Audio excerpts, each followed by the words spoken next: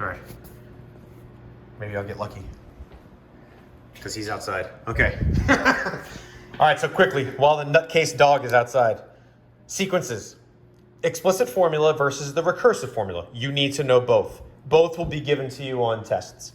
So the explicit formula is what you know and love as the regular formula. Now, what makes it explicit is if I give you only two pieces of information and leave out the third. So for example, the explicit formula really boils down to when I give you the first term and the common difference, but it's set up to find any term in the sequence, meaning n.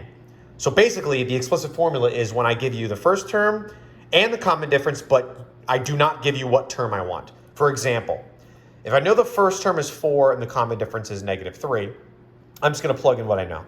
A sub n is going to equal 4 plus n minus 1 times -3. But I'm going to actually do this calculation. I'm going to distribute that -3 to both terms. So this is going to be a sub n equals 4 plus a -3n plus 3. Now I'm going to combine like terms. A sub n is going to equal 7 minus 3n. That is the explicit formula, meaning it's set up for me to easily just plug in any term I want in that sequence and I can figure it out, okay? Now the recursive formula is a little bit worse. It's actually a lot worse. This is the one we're going to use more often, okay? This one's not, we don't use that one a lot. Basically, it says the same thing, but the recursive formula only really helps us find the next term or the previous term. It doesn't really help us find anything in between. Oh no. Hey, don't do that. That's bad. Come on, you want a treat? Let's go, come on. Come on.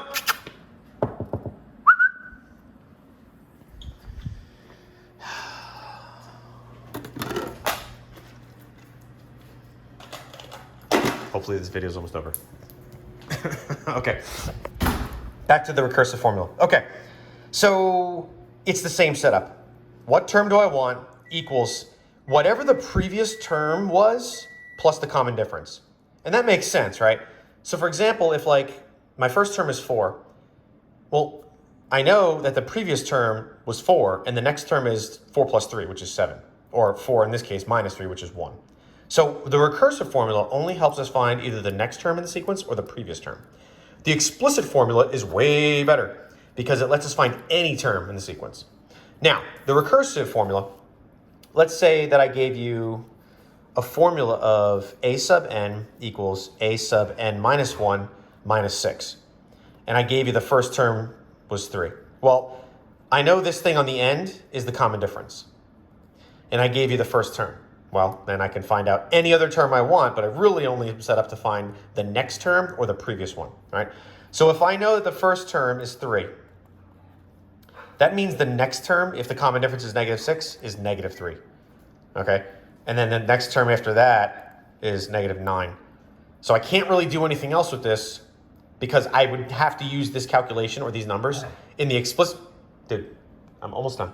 I'd have to use these numbers in the explicit formula in order to solve for there. All right? Hope that's better. Say goodbye. Bye.